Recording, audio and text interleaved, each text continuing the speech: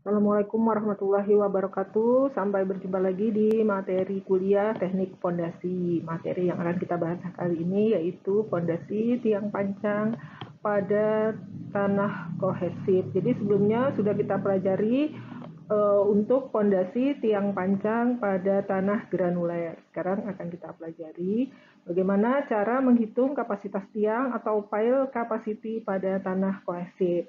Pada bagian ini yang akan kita pelajari yaitu persamaan umumnya. Kemudian video selanjutnya akan kita pelajari berbagai metode untuk menghitung kapasitas tiang pancang pada tanah kohesif dengan berbagai metode. Kapasitas tiang pancang pada tanah kohesif. Jadi kapasitas ultimate tiang yang dipancang dalam tanah kohesif adalah jumlah dari tahanan gesek sisi tiang dan tahanan ujungnya. Jadi masih sama konsepnya dengan yang kemarin. Kapasitas dukung ultimate QU sama dengan QB tahanan ujung ditambah dengan tahanan gesek dikurangi dengan berat sendiri tiang. Besarnya tahanan gesek tiang tergantung dari bahan tiang dan bentuk tiangnya. Jadi kalau bahan tiangnya beton akan berbeda dengan bahan tiangnya baja karena gesekan antara beton dengan baja dengan tanah itu akan berbeda. Jadi lebih licin dari apabila dia menggunakan bahan baja. Umumnya bila tanah homogen, tahanan gesek dinding yang berupa adesi, jadi lekatan antara sisi tiang dengan tanahnya akan berpengaruh besar pada kapasitas dukung ultimate-nya. Jadi QS-nya atau kapasitas gesek dinding tiangnya itu besarnya akan lebih besar daripada QB-nya. Baiklah, di sini kita akan menghitung satu persatu komponen untuk kapasitas ultimate tiang pada tanah kohesif. Yang pertama, tahanan ujungnya. Bila ujung tiang terletak di dalam tanah lempung, kapasitas tiang umumnya dihitung pada kondisi pembebanan yang tak terdrainasi atau undrained.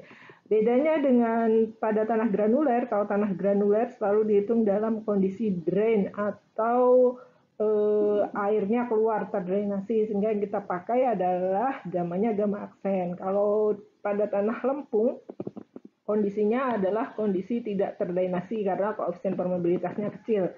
Jadi air memerlukan waktu untuk keluar dari dalam tanahnya. Kecuali jika lempungnya termasuk dalam tanah terkonsolidasi sangat berlebih atau highly over consolidated.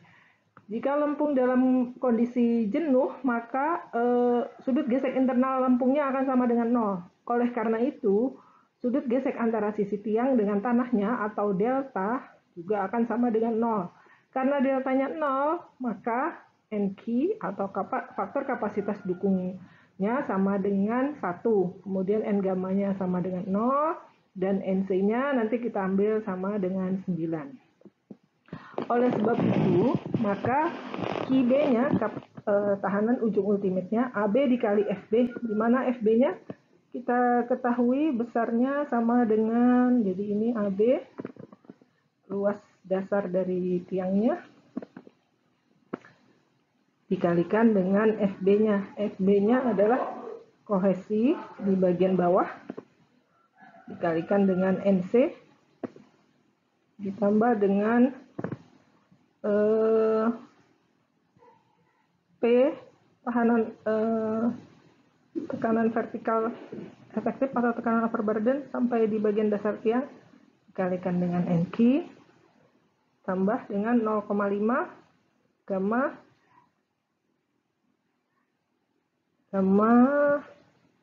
B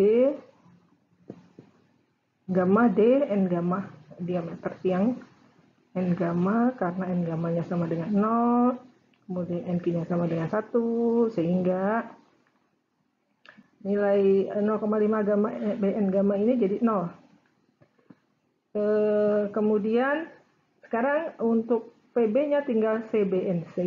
Di CBNC ini ditambah dengan PB dikali 1. PB dikali 1. Sehingga persamaannya lebih sederhana. Kemudian yang perlu kita perhatikan lainnya yaitu NC biasanya diambil 9. Ini menurut asumsi dari Skempton. Nilai ini dipakai jika rasio antara panjang atau kedalaman tiang dibandingkan dengan diameter tiangnya lebih besar daripada 5. Untuk lempung yang retak-retak, kohesi di bagian dasar tiang harus diambil dari kuat geser yang lempung retak-retak. Reduksi akibat pelonggaran tanah perlu diberikan, karena pengaruh ini akan mengurangi kontak antara sisi tiang dengan tanahnya.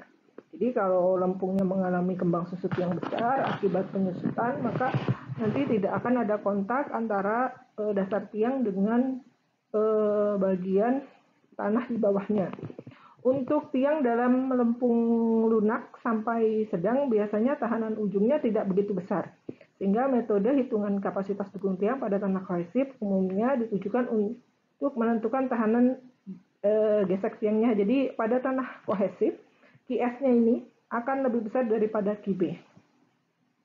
Kemudian bagian yang kedua adalah tahanan dinding ultimate. Tahanan dinding ultimate atau QS atau biasa kita sebut dengan tahanan gesek ultimate sama dengan AS dikali FS, di mana FS-nya secara umum FS sama dengan CD ditambah dengan KDP 0 tangen delta.